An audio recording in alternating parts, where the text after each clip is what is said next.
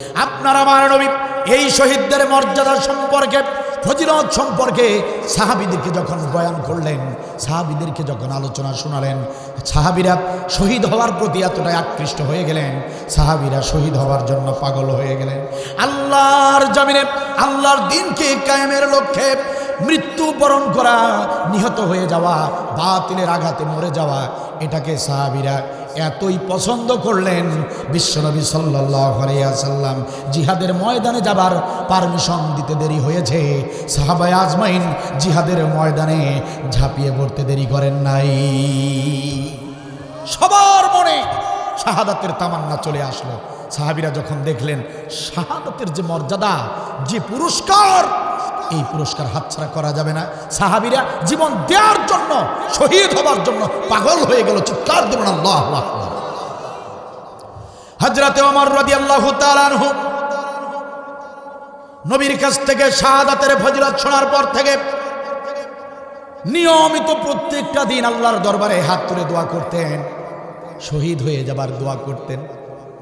হযরতে ওমর বারবার প্রতিনিয়ত আল্লাহ তাআলার কাছে দোয়া করতেন। হযরতে ওমর আল্লাহর কাছে এই বলে প্রার্থনা করতেন, আল্লাহুম্মা রযুকনি শাহাদাতান ফি সাবিলিক ওয়াজআল মাউতি ফি বালাদি রাসূলিক।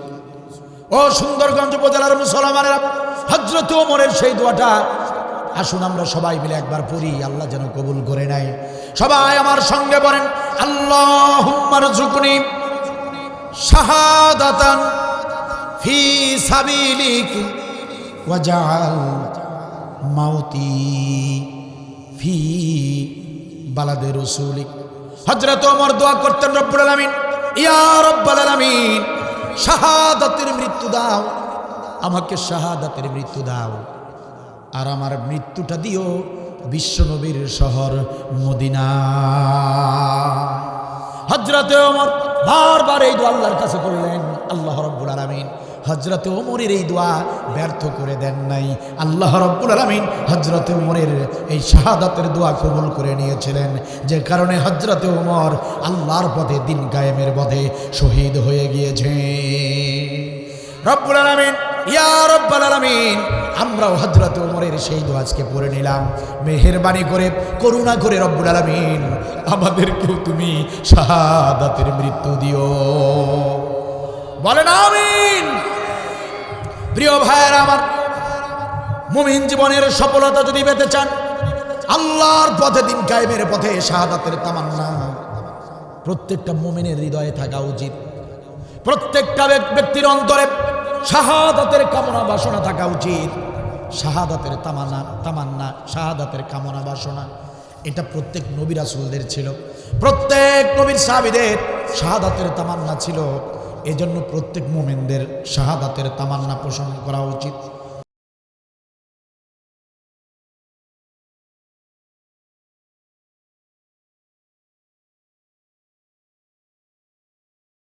শাহাদাতের গুরুত্ব ও মর্যাদা, দিন কায়েমে শাহাদাতের গুরুত্ব ও মর্যাদা, এ বিষয়ে ইনশাল্লাহ খুব সংক্ষিপ্ত আকারে এখন থেকে সর্বোচ্চ 70 মিনিট কথা বলবো ইনশাআল্লাহ। কষ্ট হবে আপনাদের। কোরআনুল কারীমের 2 নম্বর সূরা, সূরা বাকারা সবচেয়ে বড় সূরা। শুধু সূরার দিক দিয়েই বড় নয়, অন্যান্য সূরার থেকে ফজিলত, মর্যাদাও আল্লাহ তাআলা অনেক বাড়িয়ে দিয়েছেন। সুবহানাল্লাহ বলেন। এই সূরা বাকারার ফজিলত, মর্যাদা কম না বেশি? বলেন, সবাই বলেন, কম না বেশি? বেশি। কেমন ফজিলত, মর্যাদা? রাসূলুল্লাহ সাল্লাল্লাহু আলাইহি ওয়াসাল্লাম বলেন, আল্লাহর কোনো বান্দা বান্দি যদি সূরা বাকারা অধ্যয়ন করে এবং সূরা বাকারার নির্দেশনাগুলো যদি পালন করে, আল্লাহর ওই বান্দা বান্দি হাসরের ময়দানে বিনা হিসাবে জান্নাতে চলে যাবে।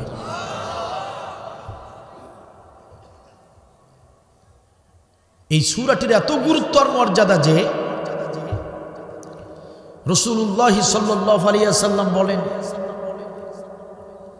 আল্লাহর কোনো বান্দা বান্দি যদি তার ঘরে, তার বাড়িতে নিয়মিত সূরা বাকারা তিলাওয়াত করে, আমি বিশ্বনবী ঘোষণা করলাম ওই বাড়িতে দুষ্ট জিন প্রবেশ করতে পারবে না।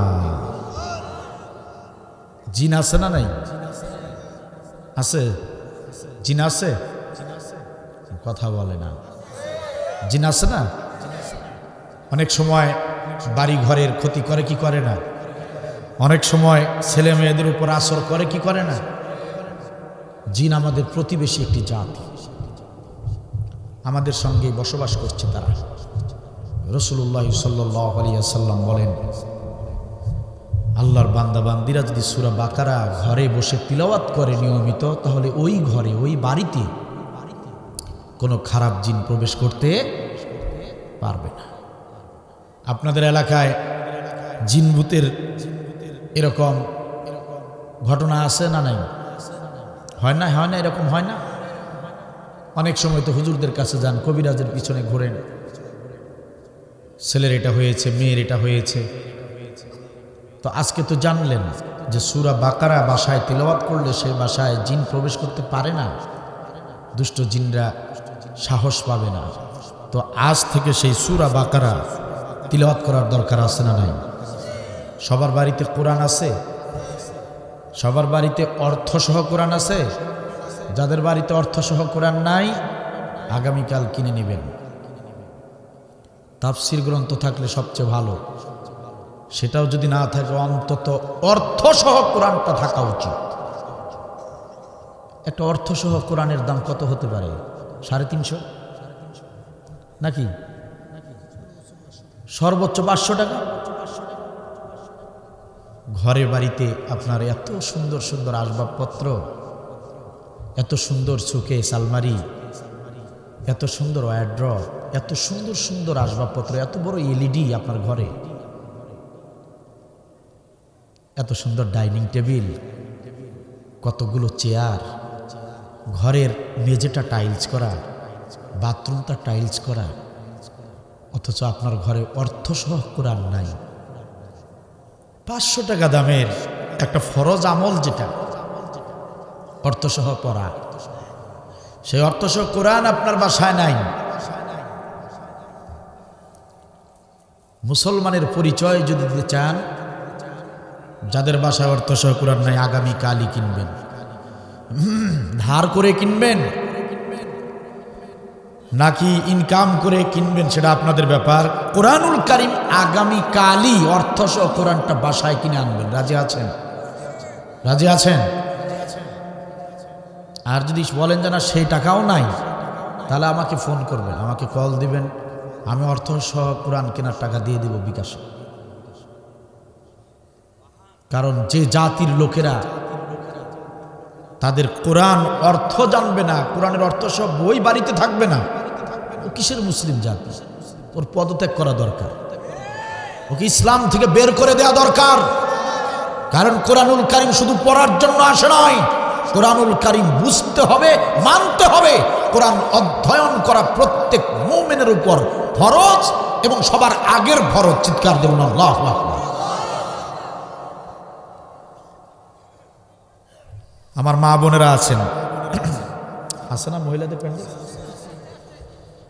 আমার মা বোনেরা, অনুরোধ করে বলছি, সূরা বাকারা তিলাওয়াত করবেন বাড়িতে। জিনরা বেশিরভাগ ক্ষতি আপনাদেরকেই করে। কলহ বিবাদ, সংসারে অশান্তি, খারাপ জিনের প্রভাবে পড়ে। সূরা বাকারা নিয়মিত যার বাসায়, যার বাড়িতে তিলাওয়াত হবে, রাসূলুল্লাহ সাল্লাল্লাহু আলাইহি ওয়াসাল্লাম বলেন সেই বাসায় কোনো দুষ্ট প্রকৃতির জিন প্রবেশ করতে। সম্মানিত ভাইয়েরা আমার, আপনারা আমার নবী, বিশ্ব নবী সাল্লাল্লাহু আলাইহি ওয়াসাল্লাম একদিন সাহাবীদেরকে ডাক দিয়ে বললেন, সাহাবীরা শোনো, হাসরের ময়দানে এক শ্রেণীর লোকেরা হাসরের ময়দানে তামাম মানবতার সঙ্গে দাঁড়িয়ে থাকবে। আল্লাহ রাব্বুল আলামিন তার নির্দেশে দুই খণ্ড মেঘ, এক শ্রেণীর মানুষদের মাথার উপরে দুই খণ্ড মেঘ পাঠাবেন, যে দুই খণ্ড মেঘ ওই শ্রেণীর মানুষদেরকে ছায়া দিতে থাকবে। রাসূলুল্লাহ সাল্লাল্লাহু আলাইহি ওয়াসাল্লাম বলেন, দুই খণ্ড মেঘ এক শ্রেণীর মুসলমানদের মাথার উপরে এসে ছায়া দিতে থাকবে। ওই কঠিন মুসিবতের সময় যখন হাসরের ময়দানে তামাম মানবতার মাথার মগজ টকবক করে গলে গলে পড়তে থাকবে, সূর্যটা তখন মাথার একদম নিকটে, এমন তাপদাহ, এমন তাপমাত্রা মানুষরা সহ্য করতে পারবে না। মানুষরা হাউ মাউ করে চিৎকার করবে, পানি পানি করে হাহাকার করবে। হাসরের ময়দানে যখন এমন মুসিবত শুরু হয়ে যাবে, ঠিক ওই মুহূর্তে দুই খণ্ড মেঘ এক শ্রেণীর মুসলমানদের মাথার উপরে এসে তাদেরকে ছায়া দিতে থাকবে। আরেক বর্ণনায় এসেছে দুই ঝাঁক পাখি তাদের মাথার উপরে এসে ডানা মেলে ছায়া দিতে থাকবে। সুবহানাল্লাহ বলে। সাহাবীরা বলেন, ইয়া রাসূলুল্লাহ, ইয়া হাবিবাল্লাহ, ওই মুসলমানরা কি এমন আমল করবে, কি এমন আশ্চর্যজনক আমল তারা করবে যে কারণে আল্লাহ রাব্বুল আলামিন তাদেরকে ছায়া দিবেন? কি আমলের কারণে তারা এত মর্যাদা পাবেন, হাসরের ময়দানে ছায়ায় স্থান পেয়ে যাবেন? কি সেই আমল আপনি বলে দিন। আল্লাহর নবী সাল্লাল্লাহু আলাইহি ওয়াসাল্লাম বলেন, সাহাবীরা শোনো, পৃথিবীতে আল্লাহর যে বান্দা বান্দিরা সূরা বাকারা আর সূরা ইমরান, এই দুটি সূরা যারা নিয়মিত অর্থ সহ তিলাওয়াত করবে, আল্লাহ রাব্বুল আলামিন সূরা বাকারা এবং ইমরানকে দুই খণ্ড মেঘ বানিয়ে অথবা দুই ঝাঁক পাখি বানিয়ে ওই বান্দাদেরকে আরশের ছায়ায় দিয়ে তাদেরকে সুন্দর করে হাসরের ময়দানে ছায়া দিবে। সূরা বাকারা, সূরা ইমরান, হাসরের ময়দানে এই দুটি সূরা মেঘখণ্ড হয়ে পাখি হয়ে ছায়া দিতে থাকবে। সুবহানাল্লাহ বলে। গুরুত্ব ফজিলত সূরা বাকারার কম না বেশি? সেই সূরাটির 154 নম্বর আয়াত। কয় নম্বর আয়াত? ও সবাই কথা বলবেন না। কয় নম্বর আয়াত? আপনাদের কষ্ট হচ্ছে মনে হয়, ঠান্ডা বেশি পড়ছে নাকি? কষ্ট হলেও তো শুনতে হবে কথাগুলো। খুব অল্প সময় কথা বলবো ইনশাল্লাহ। ধৈর্য ধরতে হবে, একটু কষ্ট করতে হবে দ্বীনের জন্য, ইসলামের জন্য। কষ্ট না করলে হাসরের ময়দানে নাজাত পাবেন কেমনে? এই ইসলামের জন্য, দ্বীনের জন্য হযরতে আবু বকর রাদিয়াল্লাহু তাআলা আনহু ছিলেন বিশিষ্ট কাপড় ব্যবসায়ী। ইসলামে আসলেন, সমস্ত সম্পদ আল্লাহর পথে ব্যয় করে দিয়ে হযরতে আবু বকর ফকির হয়ে গেলেন।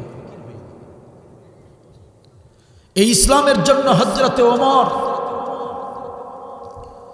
রানিং প্রেসিডেন্ট, নামাজের ইমামতি করছেন। ঘাতকেরা, শত্রুরা, মুনাফিকরা মুসল্লি সেজে হযরতে ওমরের পিছনে দাঁড়িয়ে নামাজ আদায় করছে। হযরতে ওমর সামনে ইমাম, পিছনে মুনাফিকরা বিষ মিশ্রিত ছুরি বের করে হযরতে ওমরের পিছন দিক থেকে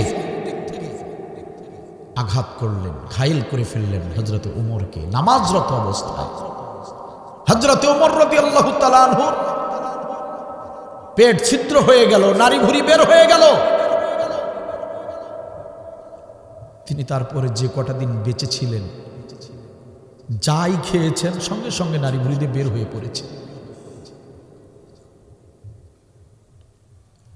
তিনি এই আঘাতেই মারা গেলেন, শহীদ হয়ে গেলেন। হযরতে ওসমান, আরেক প্রেসিডেন্ট, রানিং প্রেসিডেন্ট, কোরআন তিলাওয়াত করছেন, বসে বসে কোরআন তিলাওয়াত করছেন। মুনাফিকরা হযরতে ওমরকে, হযরতে ওসমানকে কুরআন তিলাওয়াতরত অবস্থায় কোরআনের উপরে ধরে তাকে জবাই করে দিয়েছে। ইসলামের জন্য হযরতে ওসমান জবাই হয়ে গেলেন।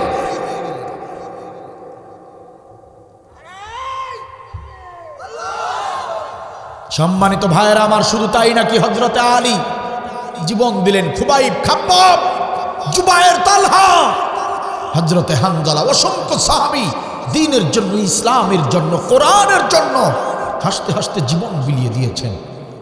প্রিয় ভাইয়েরা আমার, আমার এ দেশ, প্রিয় মাতৃভূমি বাংলাদেশ, আজ তো এই জাতির লোকদেরকে ইসলাম বুঝাতে গেলে আর কিতাবের দরকার হয় না।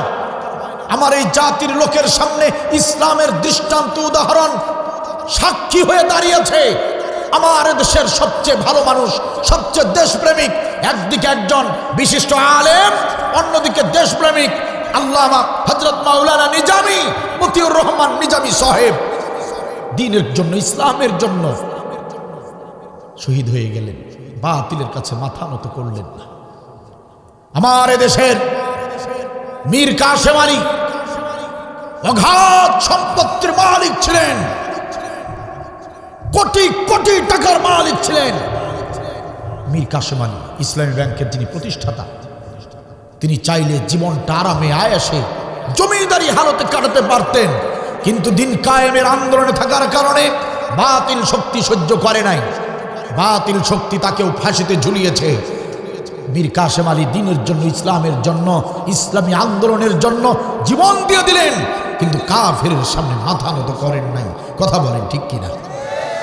এই দ্বীনের জন্য, ইসলামের জন্য আল্লামা সাঈদী রহমাতুল্লাহি আলাইহি 13টি বছর জেল খাটলেন। সব শেষে জালিমরা তবুও ক্ষান্ত হলো না, ষড়যন্ত্র করে নাটকীয়তার মাধ্যমে তাকেও মেডিকেল কিলিং করে দিয়েছে। কথা বলেন ঠিক কিনা?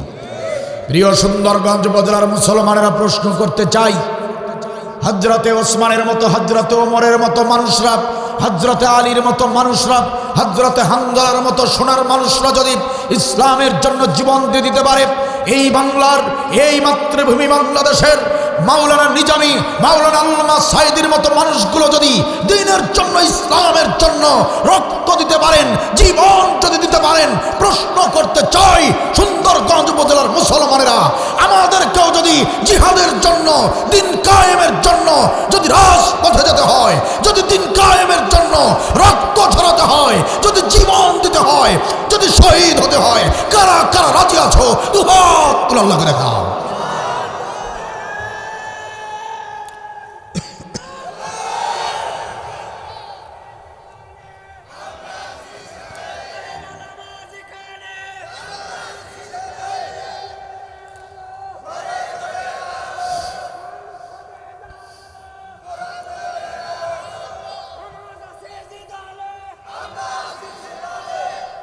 মাশাআল্লাহ, মাশাআল্লাহ, জাযাকাল্লাহু খায়র, আল্লাহ কবুল করুন।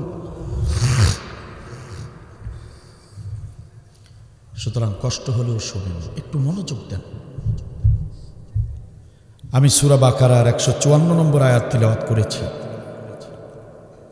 আসুন তো আল্লাহর কাছে শুনি, আল্লাহ তাআলা এই আয়াতের ভিতরে কি বলেছেন, আল্লাহর বক্তব্যটা কি। আসেন আমরা শুনি। আল্লাহ তাআলা বলছেন, ওয়ালা তাকুলু লিমান ইউকতালু ফি সাবিলিল্লাহি আমওয়াত, তোমরা তাদেরকে মৃত বলো না। আল্লাহ বলতেছেন, এ গোলামরা, মানে আপনাকে, আমাকে, আমাদেরকে লক্ষ্য করে আল্লাহ বলতেছেন, গোলামেরা শোনো, তোমরা তাদেরকে মৃত বলো না যারা ফি সাবিলিল্লাহি আমওয়াত, যারা দ্বীনের পথে, আল্লাহর পথে, দ্বীন কায়েমের পথে নিহত হয়, তাদেরকে তোমরা মৃত বলো না। সুবহানাল্লাহ বলবেন না?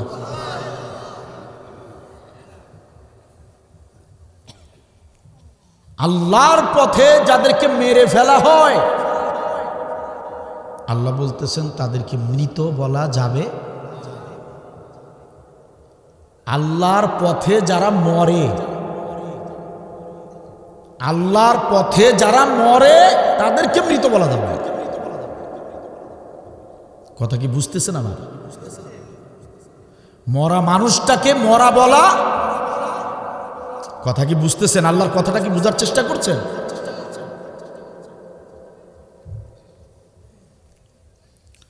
এরপর আল্লাহ বলছেন, শোনো গোলামরা, কেন কেন মৃত বলা যাবে না? শোনো, কেন কেন মৃত বলবা না? শোনো, কারণ হলো বাল আহইয়াউ ওয়ালাকিন লা তাশউরুন। বাল আহইয়াউ, বরং তারা জীবিতই থাকে। সুবহানাল্লাহ বলে। যাদেরকে মেরে ফেলা হয় দ্বীনের কারণে, ইসলামের কারণে, বরং তারা জীবিতই থাকে। কথা কার? ওয়ালাকিন লা তাশউরুন, তারা জীবিতই থাকে, কিন্তু গোলাম তোমরা সেটা বুঝতে পারো না, তোমরা সেটা দেখতে পারো না। ওরা জীবিতই আছে, কিন্তু তোমরা সেটা দেখার ক্ষমতা নাই, সেটা উপলব্ধি করার ক্ষমতা তোমাদেরকে দেয়া। কথা কার? সম্মানিত ভাইয়েরা আমার, মৃত মানুষকে মৃত বলা যাবে না, মৃত মানুষকে মৃত বলা যাবে না। এই কথা যদি আমার দেশের কোনো প্রধানমন্ত্রী বলতেন, সেই কথা আমি কিছুতেই মানতাম না। মৃত একটা মানুষকে মৃত বলা যাবে না, এটা যদি কোনো পীর সাহেব বলতেন, সে কথা আমি মানতাম না। মৃত ব্যক্তিকে মৃত বলা যাবে না, এটা যদি আমার বাবাও যদি বলতো, আব্দুল বারী মৃত লোককে মৃত বলা যাবে না, এটা আমি আব্দুল বারী কিছুতেই মানতাম না। কিন্তু এই মৃতকে মৃত বলা যাবে না, এই নির্দেশ যিনি দিয়েছেন তিনি হলেন হায়াতের মালিক, তিনি হচ্ছেন মৃত্যুর মালিক। জন্ম এবং মৃত্যু যিনি সৃষ্টি করেছেন সেই আমাদের রব, তিনিই বলে দিয়েছেন এই মৃতদেরকে মৃত বলা যাবে না, এই নিহত ব্যক্তিদেরকে কিছুতেই নিহত বলা যাবে না, মৃত বলা যাবে না। প্রিয় ভাইরা আমার, সারা দুনিয়ার মানুষরাও বললেও এ কথা স্বীকার করতাম না, মানতাম না। কিন্তু যিনি বলেছেন তিনি হলেন জন্ম মৃত্যুর সৃষ্টিকর্তা, স্বয়ং সেই আল্লাহ তাআলা নির্দেশ দিয়ে দিলেন, গোলামেরা শোনো, তারা জীবিতই থাকে, সুতরাং তাদেরকে তোমরা মৃত বলতে পারবা না। ঠিক কিনা বলেন? আল্লাহ বলেছেন তাদেরকে মৃত বলা যাবে না। না মেনে উপায় আছে? জন্ম আর মৃত্যুকে সৃষ্টি করেছেন কে? হ্যাঁ, কথা বলেন না কেন? কে করেছেন? আল্লাহ বলতেছেন বাল আহইয়াউ, তারা জীবিতই থাকে, তারা জীবিতই থাকে, জীবিত আছে, কিন্তু তোমরা সেটা বুঝতে পারছো না। আমরা তো অনেক কিছুই বুঝি না, আমরা তো অনেক কিছুই দেখি না। এখানে হাজার হাজার ফেরেশতা আছেন, হাজার হাজার ফেরেশতা এই মাহফিলের চারপাশে ডিউটি করছেন। আপনারা একজন কেউ দেখতে পেরেছেন? দেখছেন আপনারা? আমাদের প্রতিবেশী জিন জাতি আছে, দেখতে পেরেছেন? দেখা যায়? বাতাস ছাড়া আমরা 21 সেকেন্ডের বেশি বাঁচতে পারি না। সেই বাতাসের কি রং দেখছেন আজ পর্যন্ত? আমরা পৃথিবীতে অনেক কিছুই দেখি না। আল্লাহ রাব্বুল আলামিন বললেন, গোলামেরা, এই যে যাদেরকে আল্লাহর পথে নিহত করা হয়, যাদেরকে দিন কায়েমের আন্দোলন করার কারণে ফাঁসিতে ঝুলানো হয়, দিন কায়েমের আন্দোলন করার অপরাধে যাদেরকে গুলি করে মেরে ফেলা হয়, দিন কায়েমের আন্দোলন করবার কারণে যাদেরকে হত্যা করে ফেলা হয়, ও আমার গোলামেরা শোনো, তাদেরকে তোমরা খবরদার মৃত বলবা না, তাদেরকে মৃত বলবা না, কারণ তারা কখনো মরে না।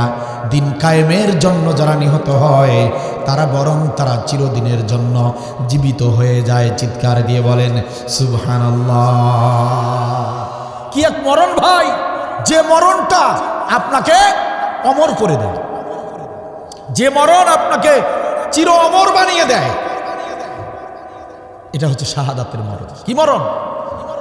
আমার দিকে তাকান না, আমার দিকে তাকান। কোন দিকে তাকান? শাহাদাতের মৃত্যু। দেখেন, একটা বিস্ময়কর কথা বলি, শোনেন। দেখেন শহীদদের কি মর্যাদা, শোনেন, আমার দিকে তাকান। এই কোরআনুল কারিমে অনেক নবী রাসূলের মৃত্যুর কথা এসেছে।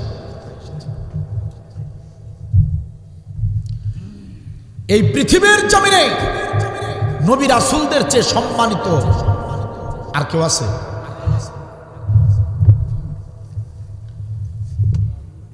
একটু নড়াচড়া বন্ধ করে আমার দিক তাকান না। এই পৃথিবীতে নবী রাসূলের চেয়ে সম্মানিত আর কোথায় পেয়েছেন? এই কোরআনে আসছে। কথা কি বুঝতেছেন আপনারা? আমি যদি আপনাদেরকে জিজ্ঞাসা করি, আমাদের জাতির পিতা হযরতে ইব্রাহিম আলাইহিস সালাতু ওয়াস সালাম জীবিত না মৃত? বলেন না কেন? কি সবাই মুখ খুললে সমস্যা? কোরআনের মাহফিলে জবাব দিতে লজ্জা করে? কয়েকদিন পর নির্বাচন আসলে তো মুখে ফেনা করে ফেলবেন, তোমার নেতা আমার নেতা। এখন কোরআনের ময়দানে আসলে কথা বলতে শরম করে, ভিআইপি গিরি করেন। পিঠের চামড়া থাকে না জালিমের অত্যাচারে, আর কোরআনের ময়দানে আসলে কথা বলতে লজ্জা করে। এ জাতির কপাল এমনি পড়ে নাই। এখানে আপনি যে শ্রেণীর, যে ধরনের, যত উঁচু মানের লোক হন না কেন, যতক্ষণ আমরা এখানে আছি আমরা সবাই কোরআনের ছাত্র। প্রশ্ন করলে জবাব কেন দিচ্ছেন না? ডানে বামে সামনে পিছনে সবাই জবাব দিবেন। ভিআইপিগিরি বাদ দেন। পায়ের নিচে মাটি খুঁজে পাওয়া যাচ্ছে না, আপনি ভিআইপিগিরি করেন। ইসলাম মুমূর্ষ অবস্থায় আইসিইউতে ভর্তি, ইসলাম বাঁচে না।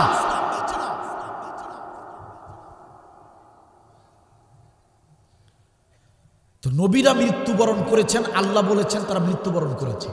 আপনি আমি কথা বলতে পারবো সুলাইমান নবী মারা গিয়েছেন, আপনার আমার নবী সাল্লাল্লাহু আলাইহি সাল্লাম মৃত্যুবরণ করেছেন, হযরত ইব্রাহিম আলাইহিস সালাম মৃত্যুবরণ করেছেন। প্রমাণ কোরআনে। আল্লাহ মৌত শব্দ ব্যবহার করেছেন। কথা কি বুঝতেছেন? মৌত শব্দ ব্যবহার করেছেন। কি আজীব, কি বিস্ময়কর মর্যাদা দিলেন আল্লাহ শহীদদেরকে।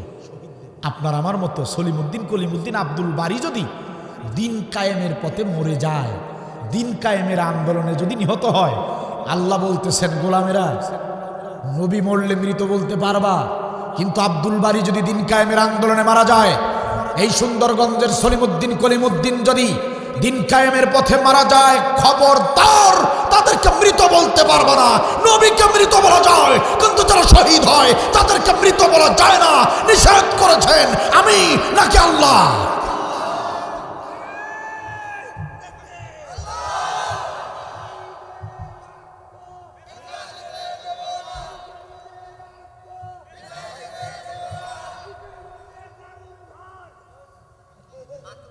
মাশাআল্লাহ, মাশাআল্লাহ। প্রিয় ভাইরা, কত মর্যাদা দিয়েছেন আল্লাহ তাআলা। শহীদদেরকে তোমরা মৃত বলো না, তাদের কতটা সম্মান দিয়েছেন আল্লাহ। সম্মানিত ভাইরা, নবুয়তের পথ বন্ধ, নবুয়তের দরজা বন্ধ, কিন্তু শাহাদাতের পথ উন্মুক্ত রয়েছে। এজন্য আল্লাহর প্রিয় গোলামেরা, যারা ইসলাম বোঝে, কোরআন বুঝে, তারা দিন কায়েমের আন্দোলন করে শাহাদাতের তামান্না নিয়ে, শাহাদাতের তামান্না নিয়ে তারা সামনে এগিয়ে যায়। কারণ তারা জানে মুমিন জীবনের সবচাইতে সফলতা হলো শহীদি মৃত্যু। শহীদি মৃত্যুর চেয়ে মুমিনদের জন্য বড় পুরস্কার আর কিছু হতে পারে না। চিৎকার দিয়ে বলেন সুবহানাল্লাহ। সম্মানিত ভাইয়েরা আমার, রাসূলুল্লাহ সাল্লাল্লাহু আলাইহি ওয়াসাল্লাম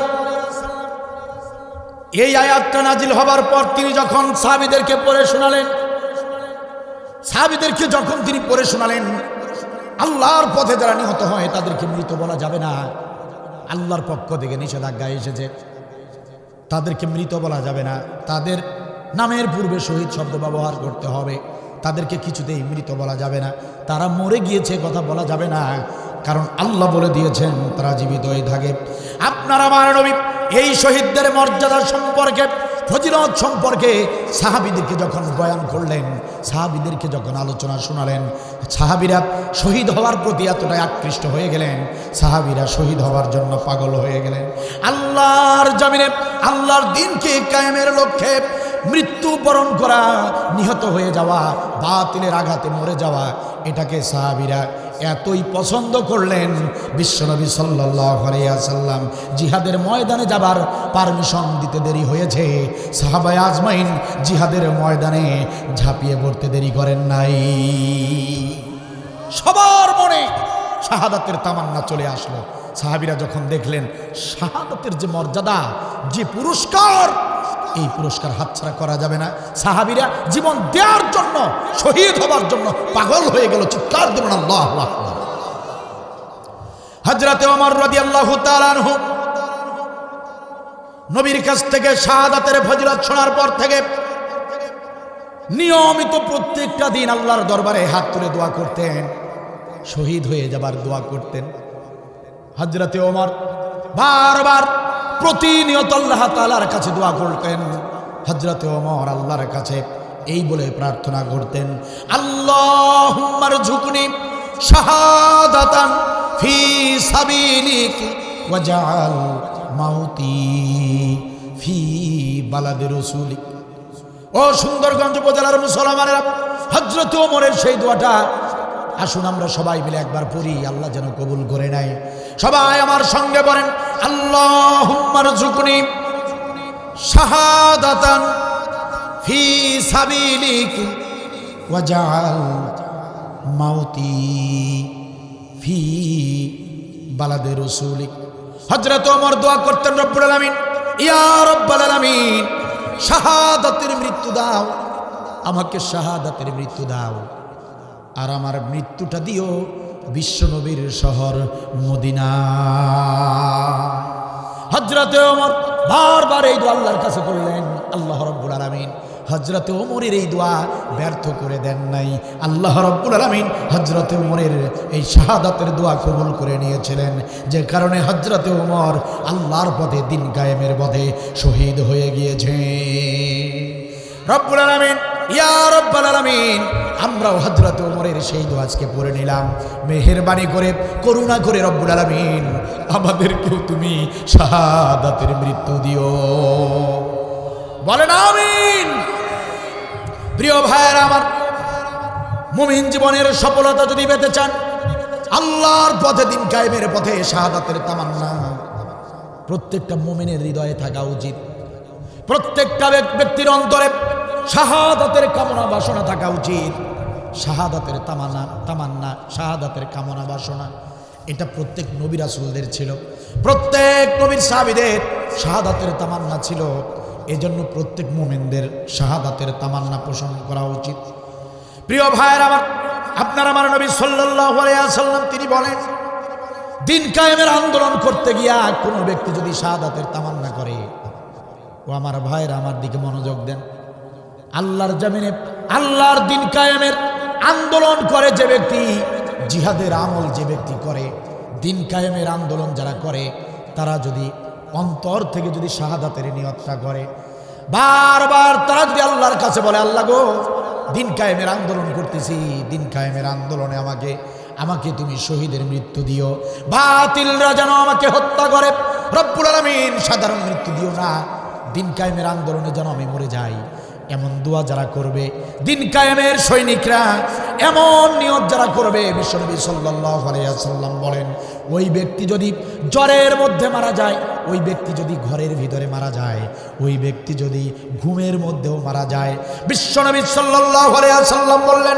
ও সাহাবারা শোনো, ওই ব্যক্তি যদি নিজের ঘরের দরজার সঙ্গে হোঁচট খেয়ে পড়ে যদি মারা যায়, আমি বিশ্বনবী ঘোষণা করলাম, দিন কায়েমের আন্দোলন করবার কারণে, শাহাদাতের নিয়ত থাকার কারণে ওই ব্যক্তির মৃত্যুটাকে শাহাদাতের মৃত্যু হিসেবে মর্যাদা দেওয়া হয়।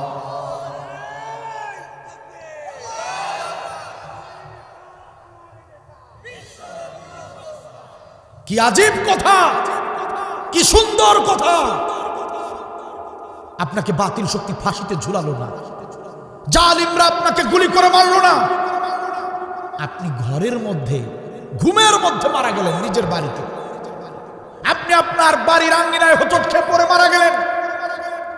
বিশ্বনবী বললেন, ওই ব্যক্তির মৃত্যুটাও শাহাদাতের মৃত্যু হিসেবে গণ্য করা হবে, সে যদি দিন কায়েমের আন্দোলন করে আর যদি তার অন্তরে শাহাদাতের নিয়ত থাকে। সুবহানাল্লাহ বলবেন না? কোথায় পাবেন এই মর্যাদা, এই ফজিলত কোথায় পাবেন? গোটা কোরআন জুড়ে একটা আমল দেখান, একটা আমল আমাকে দেখান, একটা আমল দেখান। ঘরের ভিতরে শুয়ে মরলেও শহীদের মৃত্যুর সওয়াব পাওয়া যাবে, মর্যাদা পাওয়া যাবে, একটা আমল দেখান।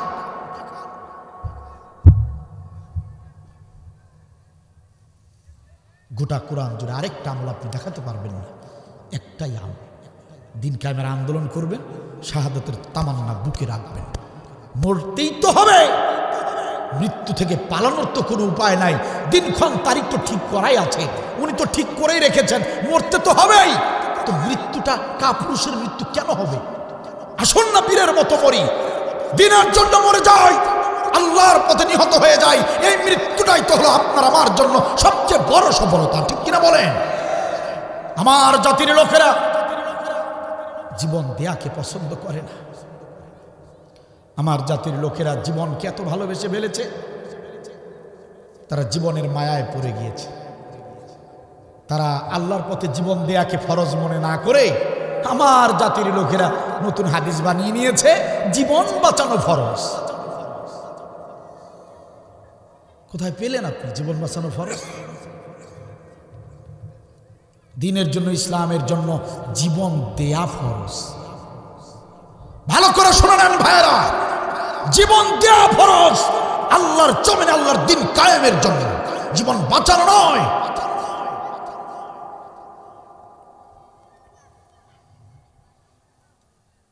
রাসূলুল্লাহ সাল্লাল্লাহু আলাইহি ওয়াসাল্লাম সাহাবীদেরকে ডেকে বলেছেন, সাহাবীরা শোনো, বদরের যুদ্ধে ছুটে চলো। যারাই বদরের যুদ্ধে যাবে, শহীদ হবে, নিহত হবে, তারাই বিনা হিসেবে জান্নাতে চলে যাবে। নবী বলতে দেরি করেছেন, বলতে দেরি। সাহাবীরা শোনার সঙ্গে সঙ্গে, একজন সাহাবী তো খেজুর খাচ্ছিলেন, খুরমা খাচ্ছিলেন, ছুঁড়া ফেলা দিয়ে দৌড়ে ছুটে গেলেন বদরের যুদ্ধে। খাওয়ার যে 2-4 মিনিট সময় লাগবে, সেই সময় তিনি অপেক্ষা করলেন না। নবী বললেন, বদরের যুদ্ধে যারা যাবে, যারা নিহত হবে, বিনা হিসাবে জান্নাতে চলে যাবে। এতটুকু শুধু কানে ঢুকেছে, সাহাবী শুধু শুনেছে, শুনতে দেরি, খাবারগুলো ছুঁড়ে ফেলে দিয়ে দৌড়ে ছুটে গেলেন বদরের যুদ্ধে, নিহত হলেন, শহীদ হয়ে গেলেন। বিশ্বনবী বললেন, বিনা হিসাবে জান্নাত। আর আমার জাতির লোকদেরকে 16টি বছর জালিমরা নির্যাতন করলো, প্রায় 16টি বছর অত্যাচার করলো। আমার জাতির লোকেরা ঘর থেকে বের হয় না, আমার জাতির লোকেরা আন্দোলনে নামে না। আলেমরা বারবার করে বলল, আমরা কোরআনের ময়দানে বারবার বললাম, ওরা ইসলামের শত্রু, ওরা দেশের শত্রু, ওরা আপনাদের শত্রু। আমার দেশের, আমার জাতির লোকেরা আমাদের কথা বিশ্বাস করলো না। ওনারা মনে মনে ভাবলো, হাসিনা সরকার আলেমদের শত্রু, আমাদের না। আমার জাতির পাবলিক গুলো এরা মনে করলো এরা হুজুরের শত্রু, হুজুরদেরকে ধরে মারে, আমাদের সাথে কোনো সমস্যা নেই, মোটামুটি 2 নাম্বারই করে ভালোই চলতেছে আমাদের। কথা বলেন না কেন? আমরা বললাম, আলেমরা বলল, আমার জাতির লোকেরা ঘর থেকে বের হলো না। হুজুররা বের হলো, হুজুররা মারা গেল, শহীদ হলো। হুজুররা বের হলো, হুজুররা গ্রেপ্তার হলো। কথা বলেন না কেন? আমার জাতির সাধারণ মুসলমানরা তাদের জীবনকে আঁকড়ে ধরে রাখে, মনে করে যে ঘরে থাকলেই বাঁচা যাবে, রাজপথে গেলেই বুঝি মারা যেতে হবে। এ মুসলমান, আপনার কম বয়সী, আপনার কম বয়সী লোক আশেপাশে কেউ মারা যায়নি? যায় নাই? গেছে। আপনার কম বয়সী লোকরা আশেপাশে কেউ মারা গিয়েছে? অ্যাক্সিডেন্টে মারা গিয়েছে? যায় নাই? জ্বরে মারা গিয়েছে? ক্যান্সারে মারা গিয়েছে? আপনার চেয়ে কম বয়সী গেছে। কোন জীবনের এত মায়া করেন? এই যে বসে আছেন, যে বাসায় পৌঁছতে পারবেন, গ্যারান্টি আছে? কি গ্যারান্টি আছে? আমি আব্দুল বাড়ি বসা থেকে সোজা হয়ে দাঁড়াতে পারবো, গ্যারান্টি আছে? যদি গ্যারান্টি নাই, বিশ্বাস আছে? এটা, এই বিশ্বাসটা যদি মুমিনের হৃদয়ে থাকে, তাহলে সেই মুমিন তো শাহাদাতের জন্য পাগল হবার কথা। আপনারা শুধু মুখে বলেন, অন্তরে নয়। অন্তরে যদি এটা থাকে বিশ্বাস যে আপনি সোজা হয়ে দাঁড়াতে পারবেন কিনা, এটার বিশ্বাস নাই, গ্যারান্টি নাই, এটা যদি আপনার অন্তরে বিশ্বাস থাকে, তবে আপনার তো শাহাদাতের, মৃত্যুর জন্য পাগল হয়ে যাবার কথা। আপনার তো মৃত্যুর ভয় পাওয়ার কথা নয়, কারণ মৃত্যু যখন তখন যে কোনো মুহূর্তে আসতে পারে। তাহলে সেই মৃত্যুটা আমার শহীদ মৃত্যু হোক, এটাই তো চাওয়ার কথা। কথা বলেন না কেন? কেন চাচ্ছি না? কেন চাচ্ছেন না সেই মৃত্যু? শহীদ আবু সাঈদের দিকে তাকান, শহীদ মুগ্ধের দিকে তাকান। কি বয়স তাদের? টকবকে যুবক মানুষ, তারা জীবন দিয়েছেন, তারা নিজেদের জীবন দিয়ে একদিকে তারা তাদের বীরত্ব দেখিয়েছেন, অন্যদিকে আপনি আমি আমরা যারা ঘরের ভিতরে ছিলাম আমরা যে কতটা কাপুরুষ সেটাও তারা দেখিয়ে দিয়েছেন।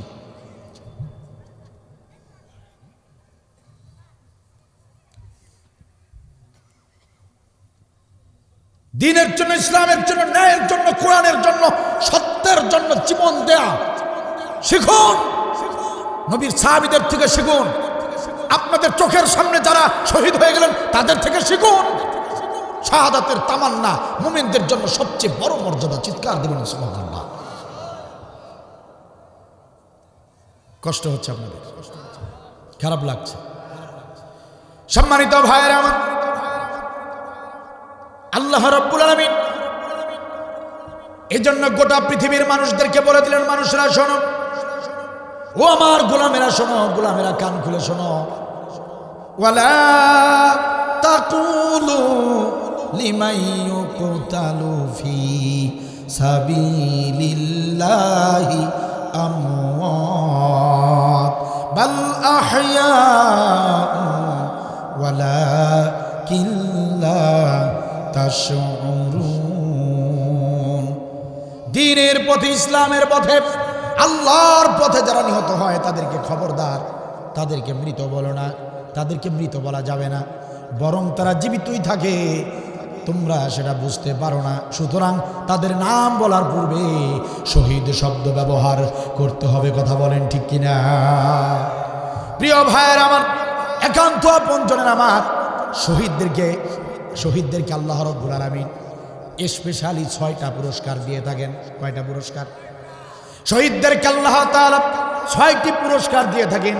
সাধারণ মুসলমানরা যে পুরস্কারগুলো পাবে মৃত্যুর পরে সেই পুরস্কারগুলো তারাও পাবে, কিন্তু 6টা পুরস্কার শহীদরা বেশি পাবেন। 6টা পুরস্কার স্পেশালিভাবে শহীদদেরকে দেয়া হবে। এই 6টি পুরস্কার যারা আল্লাহর পথে নিহত হয় শুধু তাদের জন্য। 3টি পুরস্কার মৃত্যু হবার আগেই, নিহত হবার আগেই, আর বাকি 3টি পুরস্কার শহীদ হয়ে যাবার পরে। চিৎকার দিয়ে বলেন সুবহানাল্লাহ। কয়টি পুরস্কার আপনারা কি শুনতে চান? শহীদদের 6টি পুরস্কার। কি কি পুরস্কার শুনতে রাজি আছেন? সুন্দরগঞ্জে এত লোক কম হবার কথা নয়।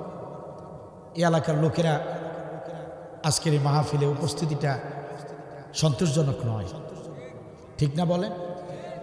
এখানে তো অনেক প্রচুর লোক হবার কথা। যে কয়জনই আছেন আপনারা কি শুনতে রাজি আছেন? কয়টি পুরস্কার? 6টি পুরস্কার।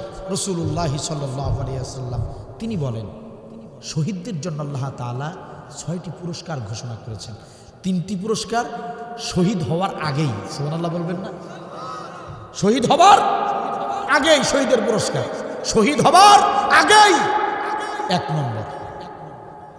নম্বর বাতিল শক্তি তাকে আঘাত করেছে।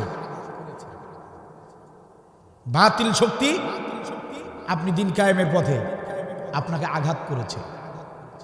আপনার শরীরের রক্তটা, আপনার শরীরের রক্ত গড়ে পড়ার আগেই আপনার তামাম জিন্দেগির গুনাহ খাতা আল্লাহ মাফ করে দিবেন।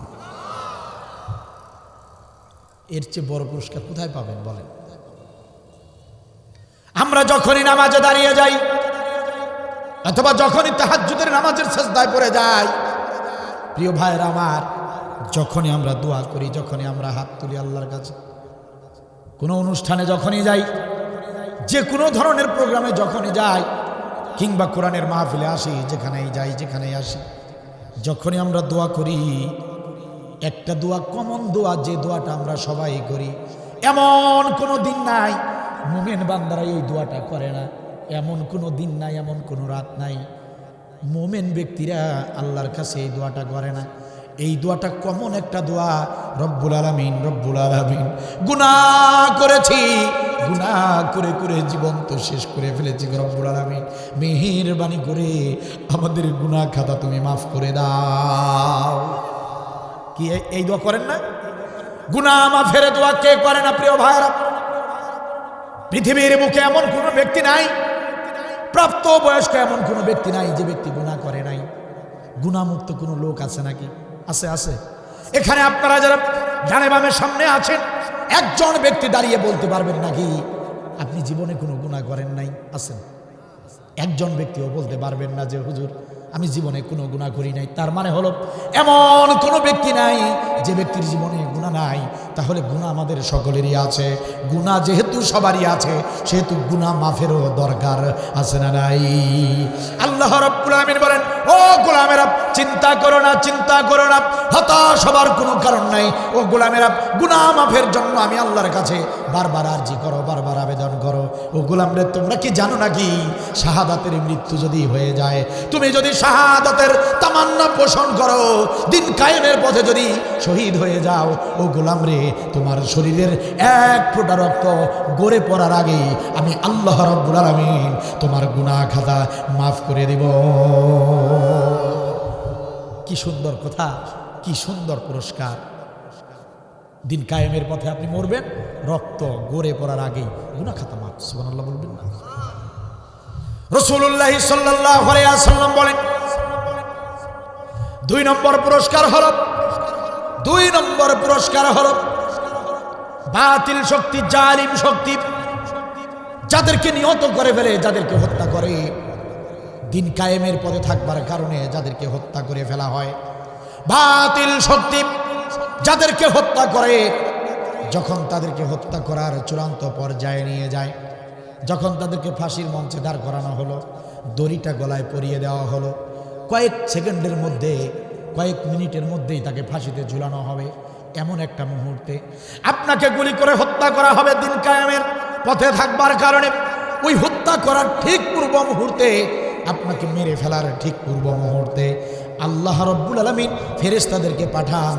ফেরেশতারা এসে ওই আল্লাহর বান্দা বান্দিকে বলতে থাকে, আল্লাহর বান্দা বান্দি ভয় পেও না, চিন্তা করো না, হতাশ হও না। আল্লাহ রাব্বুল আলামিন সে কথা কোরআনুল কারীমে বর্ণনা করে দিয়েছেন, তাতানাজ্জালু আলাইহিমুল মালাইকা আল্লা তাখাফু ওয়ালা তাহজানু ওয়া আবশিরু বিল জান্নাহ। আল্লাহু আকবার। আল্লাহ রাব্বুল আলামিন বলেন, আল্লাহ রাব্বুল আলামিন বলেন, গোলামেরা শোনো, যাদেরকে বাতিল শক্তি মেরে ফেলে, যাদেরকে বাতিল শক্তি শহীদ করে দেয়, আমি আল্লাহ রাব্বুল আলামিন আরশে আজিমে বসে তামাশা দেখি না, আমি ফেরেশতা নাজিল করি।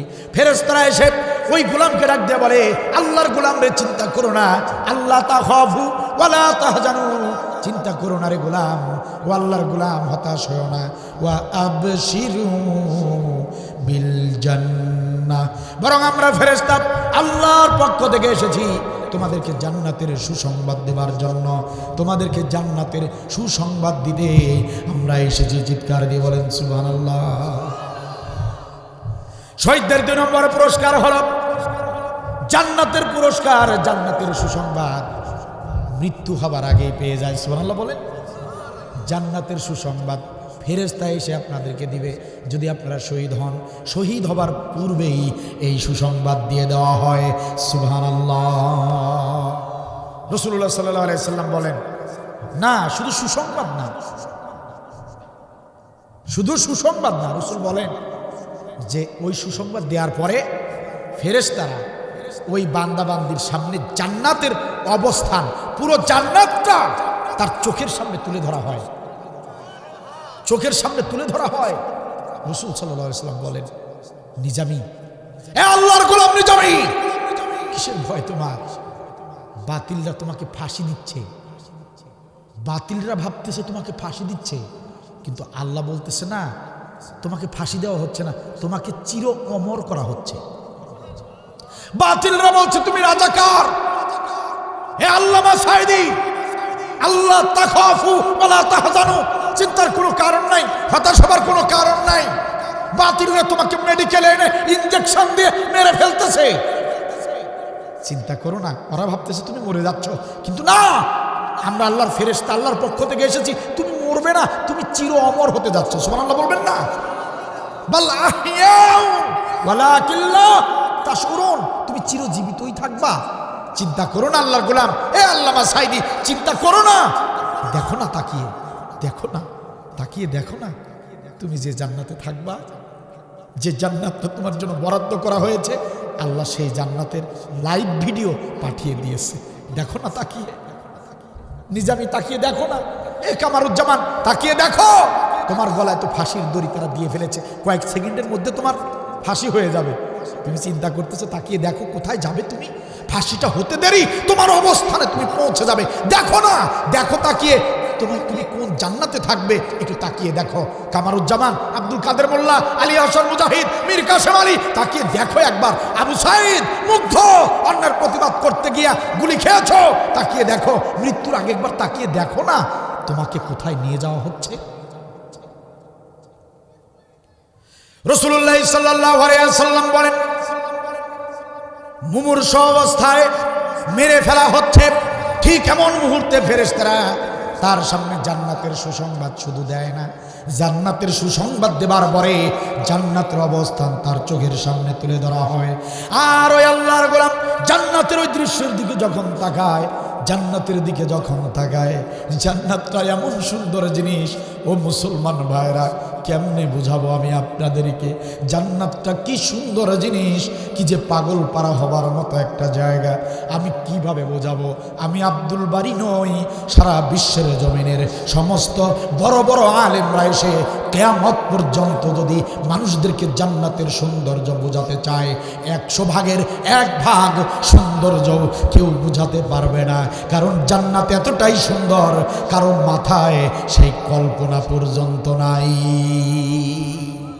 কেমনে বুঝাবো জান্নাতটা কি সুন্দর? কোন চোখ যেটা দেখে নাই সেটা আপনি কেমনে বুঝাবেন? কোন মগজ যেটা ভাবে নাই সুন্দর যে কত সুন্দর হতে পারে, এটা বুঝার মতো মগজের শক্তি নাই। সেই জান্নাতের সৌন্দর্য কেমনে বুঝাবো? আল্লাহর গোলামেরা ওই জান্নাতের দৃশ্যটা যখন দেখে, এদিকে গলায় ফাঁসির রশি ঝুলানো হয়ে গেছে, এদিকে ইঞ্জেকশন পুশ করে বিষাক্ত ইঞ্জেকশন সারা শরীরের রক্তে মিশে গেছে। গোলামের কোনো টের পায় নাই, গোলাম কিচ্ছু বুঝতে পারে নাই। জান্নাতের দিকে একটা পলকে যখন তাকিয়েছে, তাকিয়ে দেখে কি সুন্দর জান্নাত, কি সুন্দর জান্নাত। কোরআনে পড়েছি, শুনেছি, কিন্তু জীবনে দেখি নাই। একটা বার যখন জান্নাতের দিকে তাকায়, তাকিয়ে দেখে বিশাল প্রাসাদ, কি সুন্দর প্রাসাদ। প্রাসাদের দরজায় দরজায় একজন নয়, দুজন নয়, 72 জন নববধূ রমণী রূপসী, 72টা হুর দাঁড়িয়ে দাঁড়িয়ে ডেকে ডেকে বলে, ওরে নিজামী চিন্তা করো না, প্রাণের স্বামী আমার, আমি তোমার জান্নাতি স্ত্রী, তোমার অপেক্ষায় আছি। ওরে আল্লামা সাঈদী চিন্তা করো না, আসো আসো, সুস্বাগতম, জান্নাতের দরজায় দাঁড়িয়ে আছি, চলে এসো, আমি তোমার জান্নাতি স্ত্রী, চলে আসো, অপেক্ষায় আছি, অপেক্ষায় আছি। হুরেরা দরজায় দরজায় দাঁড়িয়ে গোলামদেরকে ডাকতে থাকে। আল্লাহর এই গোলামেরা ওই দৃশ্য দেখে দেখে কখন যে তাদের ফাঁসি হয়ে যায়, কখন যে বিষ মিশ্রিত হয়ে সারা শরীরের রক্ত নষ্ট হয়ে যায়, কখন যে মরে যায়, কখন যে জান কবজ হয়ে যায়, কখন যে নিহত হয়ে যায়, কখন যে তাদেরকে মেরে ফেলা হয়, আল্লাহর গোলামেরা একটুও বুঝতে পারে না।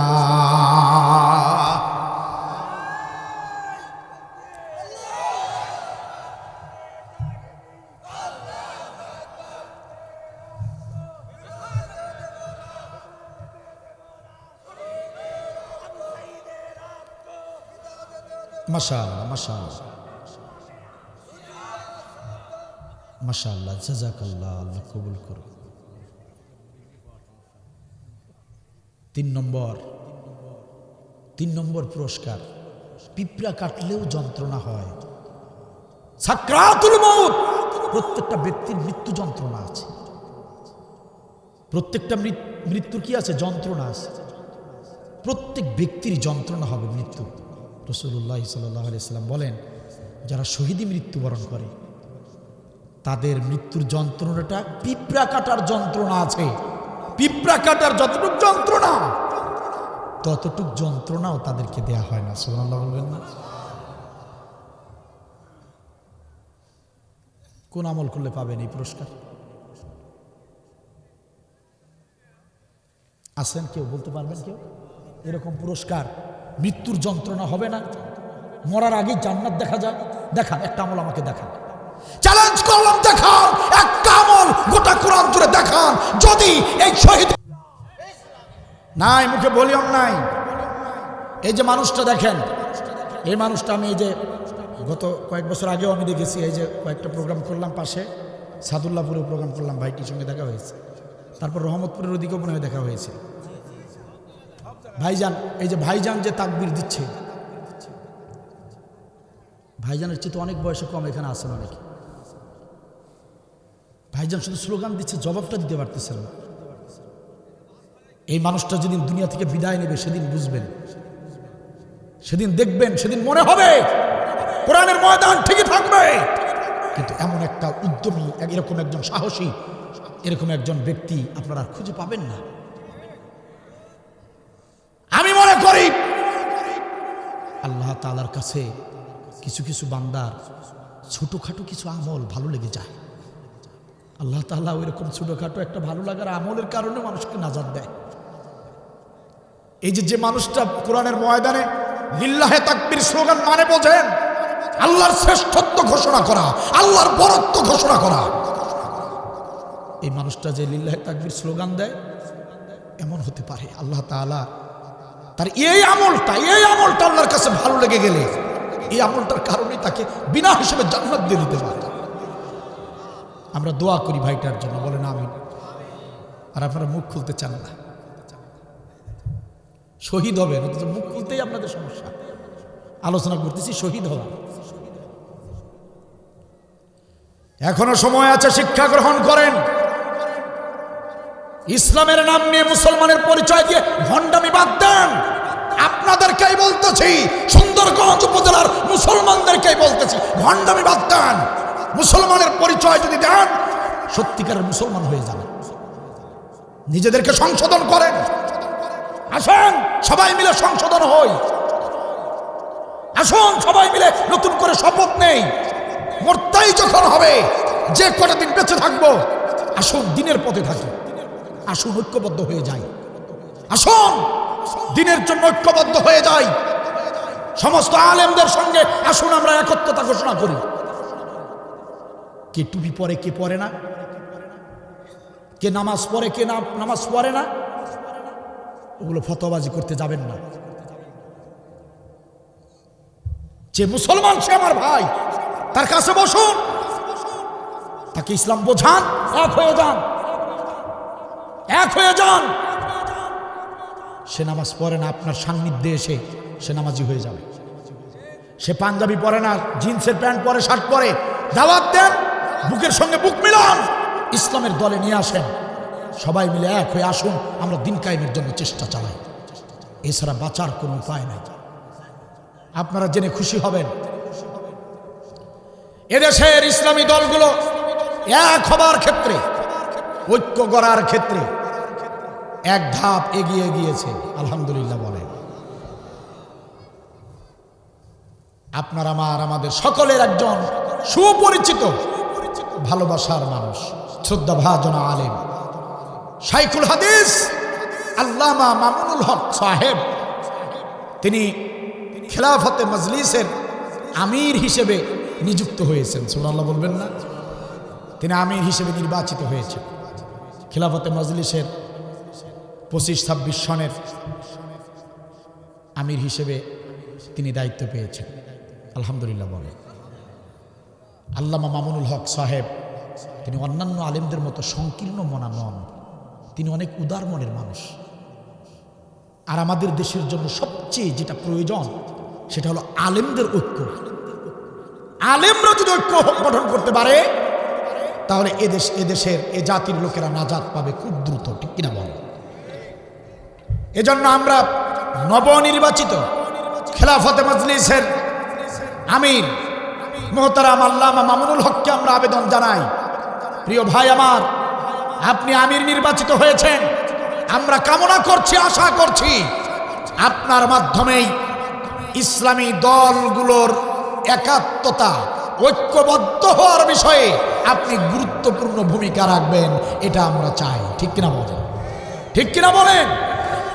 কারণ আলেমরা যদি ঐক্যবদ্ধ না হয় তাহলে বাতিল শক্তি, জালিম শক্তি আমাদেরকে পদে পদে বিপদে ফেলবে, আমাদেরকে নির্যাতিত করবে, নিষ্পেষণ করবে। ঠিক কিনা বলেন? আমাদের দেশের যত ইসলামী দলগুলো আছেন, এই দলগুলোর সমস্ত ইসলামী দলগুলোর নেতৃবৃন্দ যারা আছেন এক হয়ে যান, ইসলামের জন্য এক হয়ে যান। আকীদাগত বিভিন্ন সিস্টেমে এদিক সেদিক থাকতে পারে, ওগুলো মনে না নিয়ে ওগুলো ছেড়ে দিয়ে সবাই ইসলামের জন্য, দ্বীনের জন্য এক হয়ে যান, তাহলে আমরাও এক হতে সুবিধা হবে। ঠিক কিনা বলেন? এদেশে আলেমরা ঐক্যবদ্ধ হবে, আপনি আমি আমরা ঐক্যবদ্ধ হব যেদিন, ঠিক দেখবেন সেদিন এই বাংলার জমিনে কোরআনের রাজ কায়েম হয়ে যাবে ইনশাআল্লাহ। আপনারা কি চান না যে কোরআনের বিধান কায়েম হয়ে যাক? কে কে চান? দুহাত তুলে আল্লাহকে দেখান।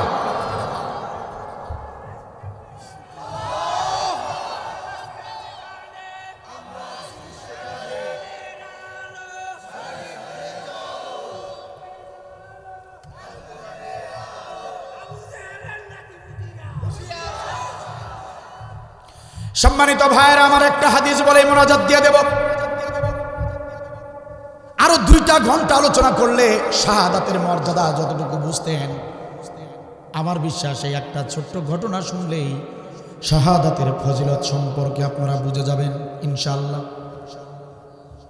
বিশ্বনবীর দরবারে একজন ল্যাংড়া সাহাবী আসলেন, বয়োজ্যেষ্ঠ মানুষ নবীর দরবারে এসে বললেন, ইয়া রাসূলুল্লাহ, ইয়া হাবিবাল্লাহ, শুনতে পেলাম উহুদের ময়দানে জিহাদের ডাক এসেছে। ইয়া রাসূলুল্লাহ, ইয়া হাবিবাল্লাহ, আপনি নাকি জিহাদের ময়দানের সাহাবীদের তালিকা করেছেন, যারা যারা জিহাদের ময়দানে যাবার অনুমতি পাবে তাদের নাকি আপনি তালিকা করেছেন। ইয়া রাসূলুল্লাহ, খবর পেয়ে আমি দেরি করি নাই, আমি আপনার দরবারে চলে এসেছি।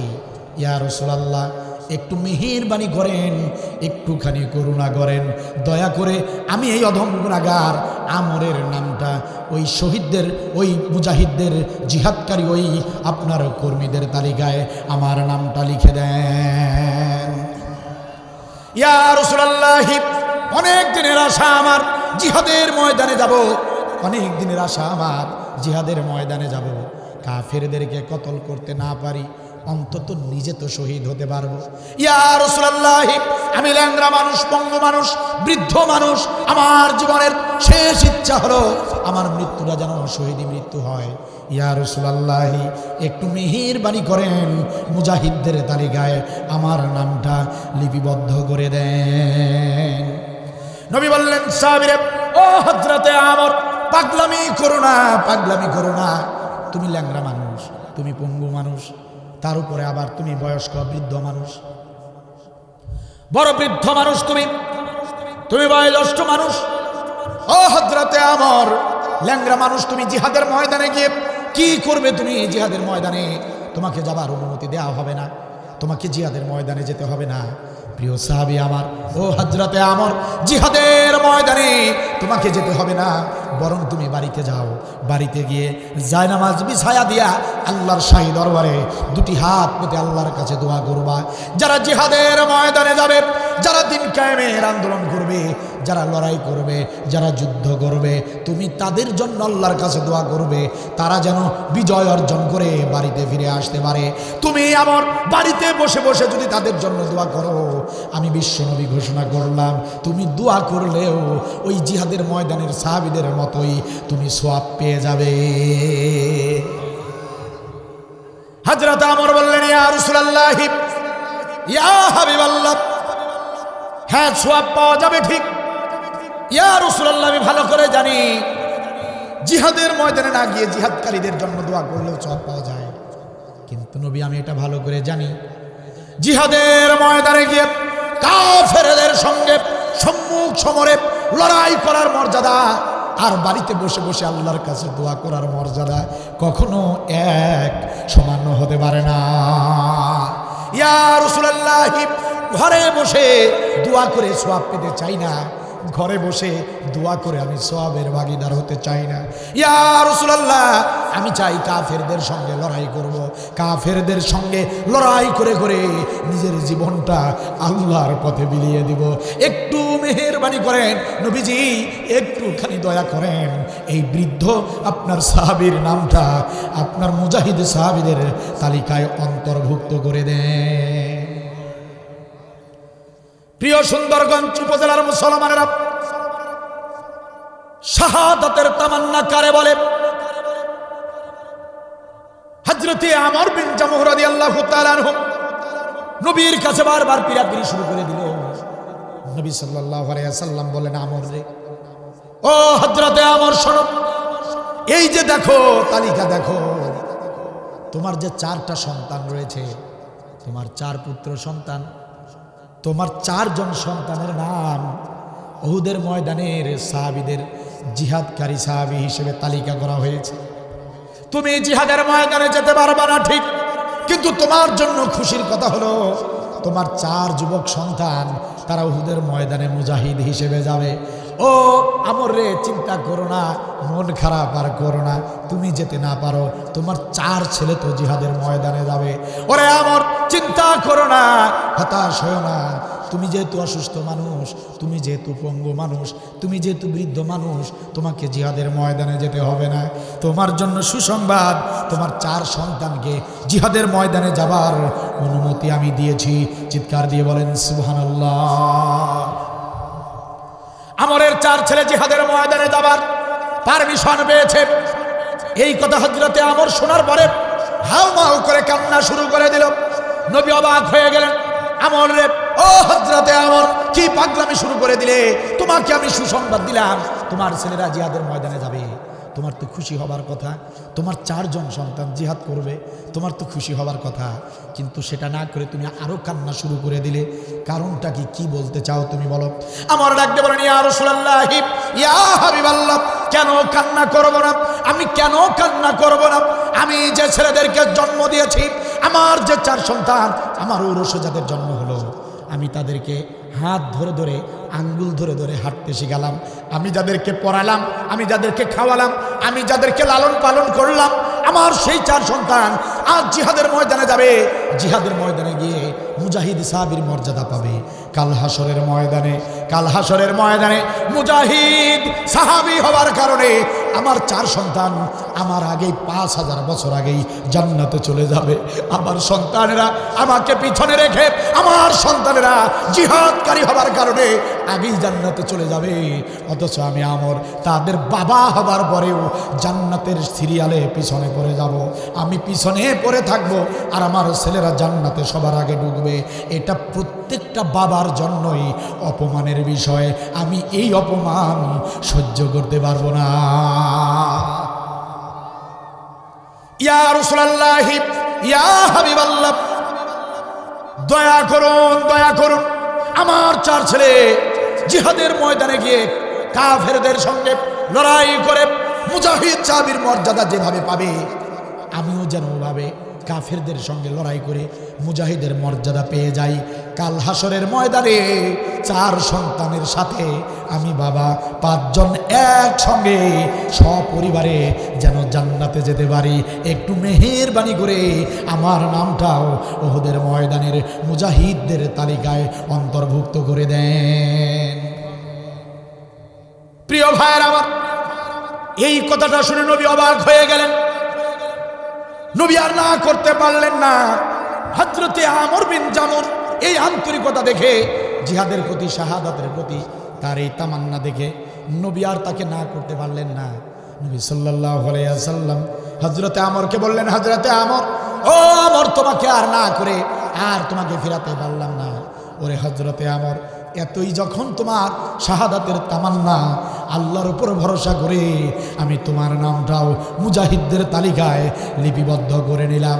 যাও রে যাও, ও হযরতে আমর, যাও যাও, বাড়িতে যাও, প্রস্তুতি গ্রহণ করো, 4 সন্তানকে সাথে নিয়ে উহুদের ময়দানে ছুটে যাও। সম্মানিত গাইবান্ধা জেলার মুসলমানেরা, হযরতে আমর বিন জামুহ রাদিয়াল্লাহু তাআলা আনহু 4 সন্তানকে সাথে নিয়ে জিহাদের ময়দানে চলে গেলেন। কাফেরদের সঙ্গে যুদ্ধ করা শুরু করে দিলেন। তুমুল যুদ্ধ চলছে উহুদের ময়দানে, কাফেরদের সঙ্গে সম্মুখ সমরে লড়াই হচ্ছে। লড়াই করে করে এক এক করে হযরতে আমরের 4 জন যুবক সন্তান 4 জনই শহীদ হয়ে গেলেন। 4 জনই শহীদ হয়ে গেলেন উহুদের ময়দানে।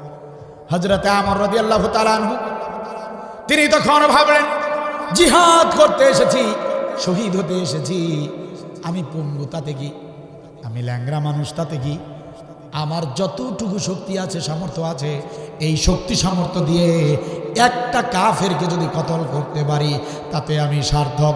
এই চিন্তা করে হযরতে আমর ল্যাংড়া মানুষ পঙ্গু মানুষ হামাগুড়ি দিয়ে দিয়ে একজন কাফেরের উপরে ঝাঁপিয়ে পড়লেন এবং তাকে জাহান্নামে পাঠাইয়ে দিলেন। কাফেরদেরকে কতল করে করে এক নিমিষে কয়েকজন কাফেরকে জাহান্নামে পাঠিয়ে দিলেন।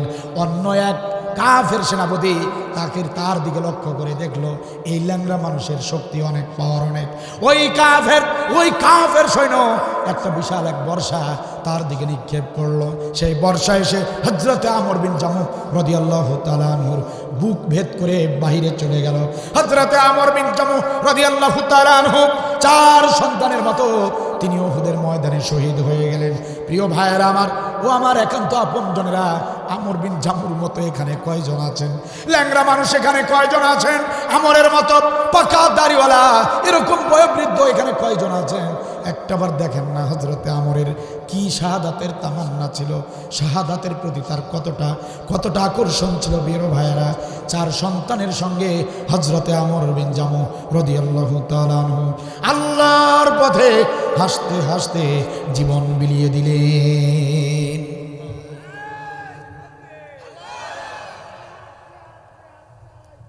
সম্মানিত ভাইয়েরা আমার, একান্ত আপনজনেরা আমার, উহুদের ময়দানে জিহাদ শেষ হয়ে গেল। 1 জন নয়, 2 জন নয়, 70 জন সাহাবীর লাশ পড়ে আছে। মুসলমান সাহাবীদের 70 জন শহীদ হয়ে গিয়েছেন উহুদের যুদ্ধে। নবী সাল্লাল্লাহু আলাইহি সাল্লাম বললেন, সাহাবীরা রে, ও সাহাবীরা, 70 জন শহীদ হয়েছে। শহীদদের লাশগুলো তোমরা পরিবারের লোকেরা যখন আসবে, শহীদদের পরিবারের লোকজন আসলেই শহীদদের লাশগুলো তোমরা তাদের কাছে হস্তান্তর করে দাও। যার যেটা লাশ তার বাড়িতে নিয়ে গিয়ে সুন্দর করে দাফন করে দিবে। শহীদদেরকে গোসল করানো হবে না, শহীদদেরকে যে অবস্থায় শহীদ করা হয়েছে ওই অবস্থায় দাফন করার নির্দেশ করে দিও। সম্মানিত ভাইয়েরা আমার, একান্ত আপনজনেরা, দূর দূরান্ত থেকে লোকেরা আসছে, কারো স্বামীর লাশ নিচ্ছে, কারো পিতার লাশ নিচ্ছে। মুসলমানেরা এসে শহীদ সাহাবীদের লাশগুলো নিয়ে যাচ্ছে। সাহাবীরা শহীদদের লাশগুলো সুন্দর করে উটের পিঠে এভাবে চড়িয়ে দিয়ে সুন্দর করে বেঁধে বেঁধে পরিবারের লোকদের কাছে দিয়ে দিচ্ছে। উট সেই লাশগুলো পিঠে বহন করে বাড়ির দিকে নিয়ে যাচ্ছে। সুবহানাল্লাহ বলেন। সম্মানিত ভাইয়েরা আমার, একজন মহিলা এসেছেন নবীর দরবারে, একজন মহিলা এসেছেন। এই মহিলা এসে বললেন, ইয়া রাসূলুল্লাহ, ইয়া হাবিবাল্লাহ, আমি 5টা লাশ নিতে এসেছি। আমার একজন স্বামী শহীদ হয়েছেন, 4 জন সন্তান উহুদের ময়দানে শহীদ হয়েছেন। নবী বললেন, সাহাবীরে, ও আমার সাহাবীরা, ওই যে দেখো আমার আমরের স্ত্রী এসেছে, আমার বৃদ্ধ ল্যাংড়া পঙ্গু সাহাবীর স্ত্রী এসেছে। যাও যাও তাড়াতাড়ি করে উটের পিঠে তার ছেলেদের আর স্বামীর লাশটা সুন্দর করে বেঁধে তার কাছে দিয়ে দাও। সাহাবীরা আসলেন, 4 সন্তানের 4টা লাশ এক এক করে উটের পিঠে চড়িয়ে দিলেন। উটকে হাঁকিয়ে দেওয়া হলো, উট সামনে হাঁটতে লাগলো। 5 নম্বরে আমর বিন জামুর লাশটা সুন্দর করে উটের পিঠে চড়িয়ে দেওয়া হলো। বৃদ্ধ ল্যাংড়া সাহাবীর লাশটা যে উটের উপরে চড়িয়ে দেওয়া হলো, যে উটের পিঠে বেঁধে দেওয়া হলো, সিগন্যাল দেওয়া হলো, সেই উট বসা থেকে আর উঠে দাঁড়ায় না, সেই উট আর দাঁড়ায় না, নড়াচড়া করে না। সিগন্যাল দেওয়া হলো, টর্চার করা হলো। যেভাবে উটকে পরিচালনা করা হয়, উট পরিচালনায় অভিজ্ঞ সাহাবী যারা, তারাও চেষ্টা করলো, কারো কথাই উট শুনলো না। একজন সাহাবী বললেন, হয়তো বা উটটা অসুস্থ হয়ে গিয়েছে, এই উটের পিঠ থেকে লাশটা নামাও। হযরতে আমরের এই শহীদের লাশটা অন্য একটা উটের পেটে চড়িয়ে দাও। হয়তো বা এই উট অসুস্থ হয়েছে, হযরতে আমরের লাশটা অন্য একটা উটের পিঠে চড়িয়ে বেঁধে দেওয়া হলো। উটকে হাঁকিয়ে দেওয়া হলো, সিগন্যাল দেওয়া হলো, এই উট আর দাঁড়াচ্ছে না, আগের উটের মতোই নীরব নিস্তব্ধ হয়ে বসে রইল, কোনো কথা শোনে না, একটু নড়াচড়া করে না, একদম নীরব নিতর হয়ে বসে রইল। সাহাবীরা বুঝতে পেরেছে না, এটা তো আর উটের সমস্যা হতে পারে না, কারণ একটা উট পরিবর্তন করলাম, উট যদি অসুস্থ হতো সব উট তো আর অসুস্থ নয়, ঠিক কিনা বলেন? সাহাবীরা বললেন না, এই সমস্যার সমাধান আমাদের দ্বারা হবে না। নবী সাল্লাল্লাহু আলাইহি ওয়াসাল্লাম যে তাঁবুর ভিতরে আছেন, নবী সাল্লাল্লাহু আলাইহি ওয়াসাল্লাম রেস্ট নিচ্ছেন, কারণ নবীর এই যুদ্ধে দাঁত ভেঙে দেওয়া হয়েছে। আপনার আমার নবী এই যুদ্ধের ময়দানে মাথার হেলমেট ভেঙে মাথার ভিতরে ঢুকে গিয়েছিল, রক্তাক্ত হয়েছেন। এই যুদ্ধের ময়দানে নবী অজ্ঞান অবস্থায় একটা খালের ভিতরে পড়েছিলেন, নবীও চরম অসুস্থ, নবী একটা তাঁবুর ভিতরে আছেন। সাহাবীরা আসলেন তাঁবুর ভিতরে, ইয়া রাসূলুল্লাহ, ইয়া হাবিবাল্লাহ, প্রত্যেকটা লাশ উটের উপরে চড়িয়ে দেওয়া হয়েছে, প্রত্যেকটা লাশ বাড়ির দিকে চলে যাচ্ছে, কিন্তু আপনার সাহাবী, আপনার ল্যাংড়া একজন সাহাবী হযরতে আমরের লাশ যে উটের উপর চড়িয়ে দেই, সেই উটই কথা শোনে না, সেই উট কথা শোনে না, দাঁড়ায় না, সোজা হয় না, হাঁটে না, এমন একটা বেকায়দায় পড়ে গেছে গো নবী। ইয়া রাসূলুল্লাহ, আমাদের মনে হয় আপনি যদি একটু কষ্ট করে আসতেন, আপনি যদি উটকে নির্দেশ দিতেন, আপনি নবী, আপনাকে সব মাখলুক আপনাকে চেনে, পৃথিবীর সব মাখলুক আপনার নির্দেশ পেলে কিছুতেই চুপ থাকতে পারবে না, মেহেরবানি করে আপনি নবী উটকে একটু নির্দেশ দেন, আপনি উটকে হুকুম দিলে উট অবশ্যই আপনার কথা শুনবে।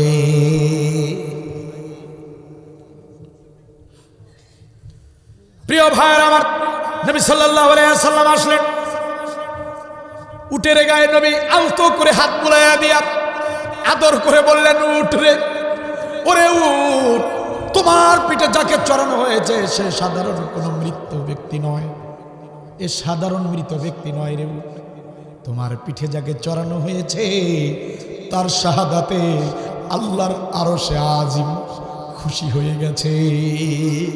ওরে উঠ, তুমি চেনো নাই কাকে তোমার পিঠে তুলে দেওয়া হয়েছে, আমার আমরের লাশ তোমার পিঠে চড়িয়ে দেওয়া হয়েছে। উঠ রে, বেয়াদবি করো না, বেয়াদবি করো না, ওরে উঠ, বেয়াদবি করো না, তোমার পিঠে শহীদের লাশ, একটু বেয়াদবি করবে না, আমি বিশ্বনবী তোমাকে হুকুম করলাম লাশটাকে তার বাড়ি পর্যন্ত পৌঁছিয়ে দাও। সুবহানাল্লাহ বলবেন না? বড় আজীব ঘটনা প্রিয় ভাইয়ের আমার, সাহাবীরা অবাক হয়ে গেলেন, আশ্চর্য হয়ে গেলেন। নবীর নির্দেশ দেবার পরেও নবীর নির্দেশ উট শুনল না, উট কিছুতেই তামিল করলো না, উট উঠে দাঁড়ালো না, উট ওই অবস্থায় থাকলো। নবীর বুঝতে বাকি নাই, বুঝতে বাকি নাই, নবীর আর বুঝতে বাকি নাই, অবশ্যই কোনো ঘটনা আছে, অবশ্যই কোনো রহস্য আছে, অবশ্যই রহস্য আছে। নবীর উপরে হুকুমদাতা শুধু একজন আছেন, তিনি কে? নবীর হুকুম যেহেতু শোনে নাই, নবীর বুঝতে আর বাকি নাই, নিশ্চয়ই আল্লাহর পক্ষ থেকে উটকে নিষেধ করা হয়েছে। নবী বললেন, সাহাবীরা, ও সাহাবীরা আমার, এই আমরের স্ত্রীকে দেখলাম, কোথায় ডাকো, আমরের স্ত্রীকে ডাকো। আমার এই মৃত, এই শহীদ সাহাবীর স্ত্রীর সঙ্গে কথা আছে। আমরের স্ত্রী আসলেন, হুজুর বলেন। নবী বললেন, আমরের স্ত্রী, ও আমার ল্যাংড়া সাহাবীর স্ত্রী, তোমার কাছে আমি জানতে চাই, আমার এই সাহাবী জিহাদের ময়দানে আসার আগে কোনো ধরনের ওসিয়ত করেছিল নাকি? কোনো ধরনের ওসিয়ত করেছিল নাকি? আমাকে সব খুলে বলো। হযরতে আমরের স্ত্রী ডাক দিয়ে বলেন, ইয়া রাসূলুল্লাহ, ইয়া হাবিবাল্লাহ, তেমন কোনো ধরনের ওসিয়ত আমার স্বামী করে নাই, তবে একটা ছোট্ট ঘটনা আছে, সেটা আপনাকে জানাতে চাই। নবী বললেন, হযরতে আমরের স্ত্রী, বলো বলো, তাড়াতাড়ি করে বলো, কি এমন ঘটনা ঘটেছিল আমার আমরের সঙ্গে, কি জানো তুমি একটু বলো। আমরের স্ত্রী ডাক দিয়ে বলেন, ইয়া রাসূলুল্লাহ, আপনি যেদিন আমার স্বামীকে, এই ল্যাংড়া স্বামীকে, হযরতে আমরকে, আপনি যেদিন জিহাদের ময়দানে যাবার অনুমতি দিয়েছিলেন, সেদিন আমার স্বামী বাড়িতে ঢুকে খুশিতে আটখানা হয়ে বারবার আমাকে ডেকে বলছিল, প্রাণের বিবি, ও আমার বিবি রে, তুমি তো বলেছিলে আমাকে নাকি জিহাদের ময়দানে অনুমতি দিবে না। আমি ল্যাংড়া মানুষ, আমি বৃদ্ধ মানুষ, এই কারণে নবী আমাকে কখনোই জিহাদের ময়দানে যাবার পারমিশন দিবে না। তুমি বলেছিলে, দেখো দেখো আজকে আজকে দেখো তোমার কথা মিথ্যা প্রমাণিত হয়েছে। বিশ্বনবী আমাকে জিহাদের ময়দানে যাবার পারমিশন দিয়েছেন। ইয়া রাসূলুল্লাহ, এই কথা আমার স্বামী আমাকে যখন ডেকে ডেকে বলছিল, আমি স্বামীকে একটু তিরস্কার করে ঠাট্টা করে ইয়ারকি করে বলেছিলাম, প্রাণের স্বামী, ও আমার স্বামী, এত খুশি হয়ে কোনো লাভ নাই। তুমি এত কেন খুশি হচ্ছ? তুমি ল্যাংড়া মানুষ, বৃদ্ধ মানুষ, জিহাদের অনুমতি পেয়েছ ঠিক, জিহাদের ময়দানে যেতে পারবা ঠিক, কিন্তু জিহাদের ময়দানে গিয়ে তুমি কিচ্ছু করতে পারবা না। তুমি ল্যাংড়া মানুষ, পালিয়ে আসা ছাড়া উপায় থাকবে না। কথা কি বুঝতেছে? ইয়া রাসূলুল্লাহ, স্বামীর সঙ্গে আমি আর কি করে ঠাট্টা করে এতটুকু কথা শুধু বলেছিলাম, স্বামী আমার, তুমি তো ল্যাংড়া মানুষ, জিহাদের ময়দানে যাবা ঠিক, কিন্তু তোমাকে পালিয়ে আসতে হবে, তাছাড়া কোনো পথ থাকবে না। আমি এই কথা বলাতে আমার স্বামীর মনে এতটা কষ্ট লেগেছে, ইয়া রাসূলুল্লাহ, আমি বুঝতে পারি নাই। আমি যখন সংসারের কাজ করার পরে আমাদের শোবার ঘরে যখন আমি ঢুকলাম, আমি আমার ঘরের ভিতরে ঢুকে দেখলাম আমার ল্যাংড়া স্বামী জায়নামাজ বিছায়া দিয়া আল্লাহর কাছে দুটি হাত পেতে পেতে চোখের পানি ছেড়ে দিয়ে আল্লাহকে ডেকে ডেকে দোয়া করছিল, রব্বুল আলামিন, ইয়া রব্বাল আলামিন, আমার বিবি বলেছে আমি নাকি জিহাদের ময়দান থেকে পালিয়ে আসবো। রব্বুল আলামিন, আমার বিবি বলেছে আমি নাকি জিহাদের ময়দানে গিয়ে কিচ্ছু করতে পারবো না, আমি নাকি পালিয়ে আসবো। রব্বুল আলামিন, এই তোমার ল্যাংড়া গোলাম, আমি তোমার এক অধম গুনাহগার, এই বৃদ্ধ গোলাম তোমার কাছে আবেদন করছি, তোমার কাছে আরজি জানাচ্ছি, তোমার এই ল্যাংড়া গোলামটাকে শুধুমাত্র উহুদের ময়দান পর্যন্ত পৌঁছিয়ে দাও। আমাকে শুধু উহুদের ময়দান পর্যন্ত, তুমি তোমার কুদরতে আমাকে শুধু উহুদের ময়দান পর্যন্ত যাওয়ার তৌফিক দাও। আল্লাহ গো আল্লাহ, জিহাদের ময়দান থেকে আমাকে যেন বাড়িতে ফিরে আসতে না হয়।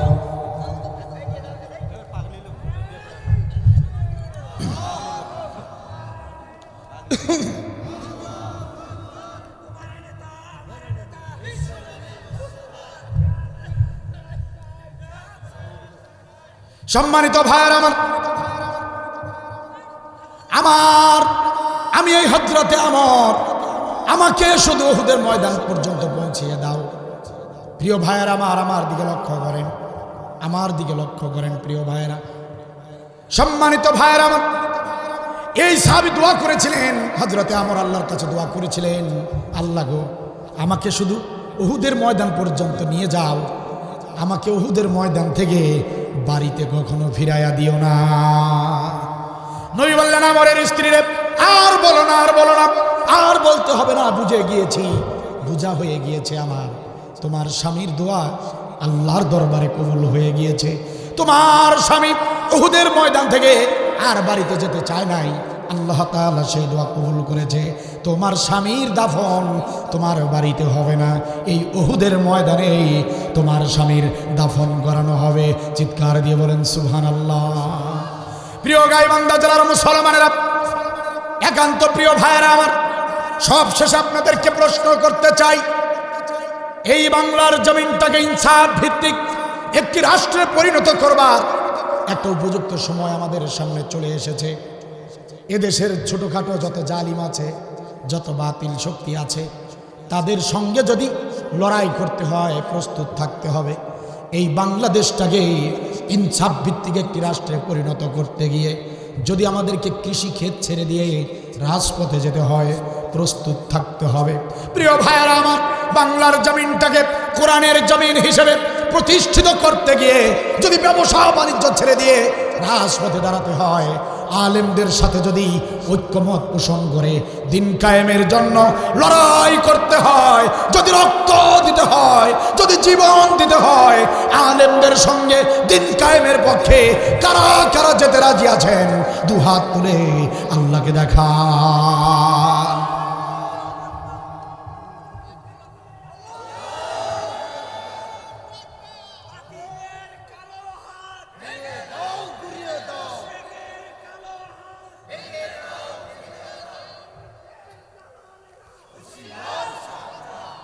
মাশাআল্লাহ, জাযাকাল্লাহ।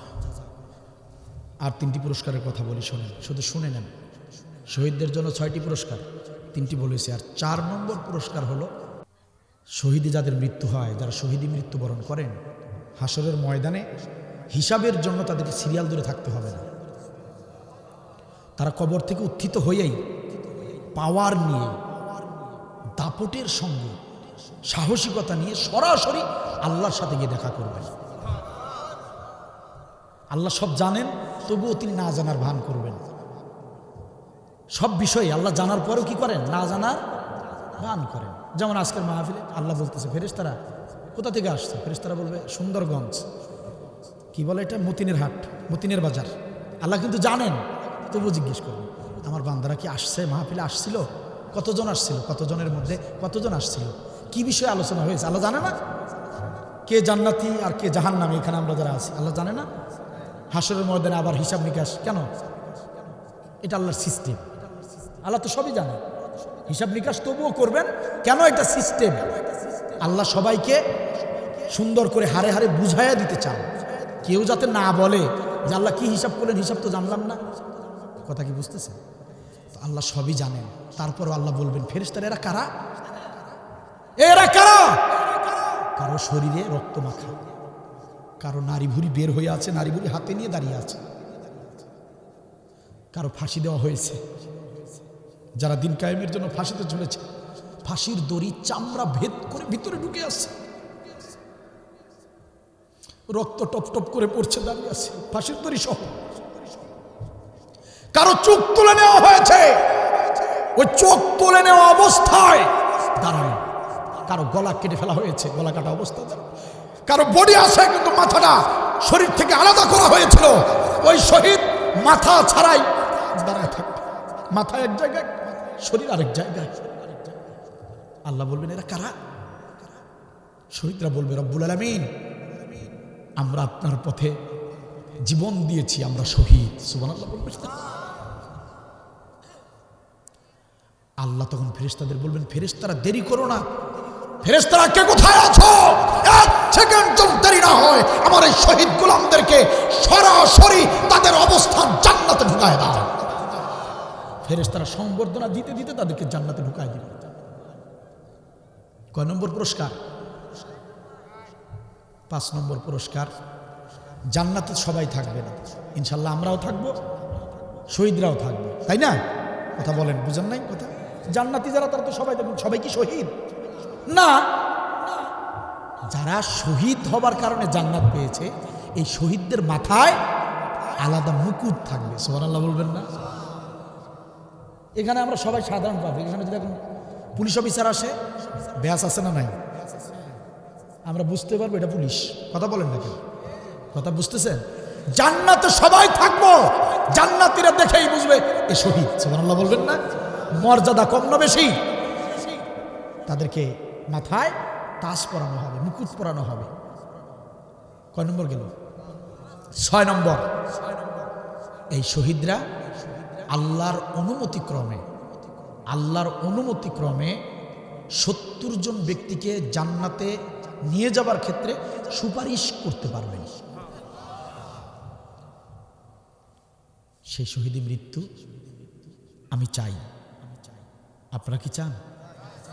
আল্লাহ যেন আমাদের সবাইকে শহীদি মৃত্যু দান করেন। কর্তৃপক্ষ আমার মতো নগণ্য গোলামকে মতিন বাজার কর্তৃক আয়োজিত আজকের এই মাহফিল